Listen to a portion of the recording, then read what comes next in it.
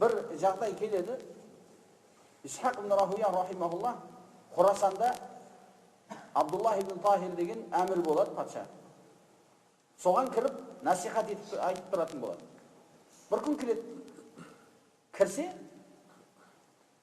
тіпті осы уақытта Аллах субханаху ва тааланың сипаттары мәселесінде қатты қозғалған уақыты болады.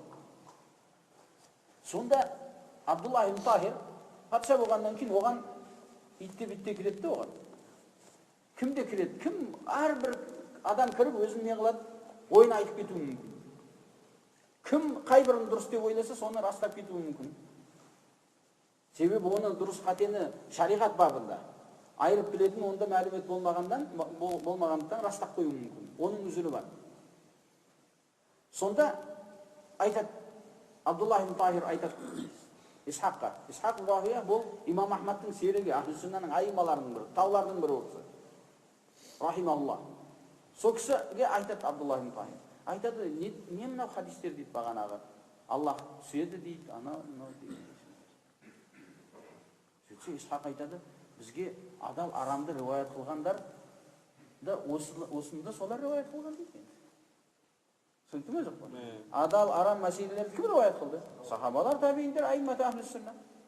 Тура соны риуаят қылғандар бұнан да риуаят қылды ғой, енді қабылдау керек қой дегендей сөз айтады. Сөйтсе айтады, сонда Аллах арштан түссе, арш босап қала ма сонда дейді. Сөйтсе Исхақ айтады, Аллах өзі арштың үстінде арш босамаған жағдайда түсе ала ма дейді. Аллах бәр нәрсеге қадір ғой. Солай ма жоқ па? Түсе ала ма десе, жоқ деп айта алмайды ғой. Жоқ деп айта алмайды. Не дейсің? Жоқ десе Аллахтың құдіретін жоққа шығарады. Айт, иә дейді. Сіз неге сұрап жатсыз онда дейді. Екі ауыз сөз бітті.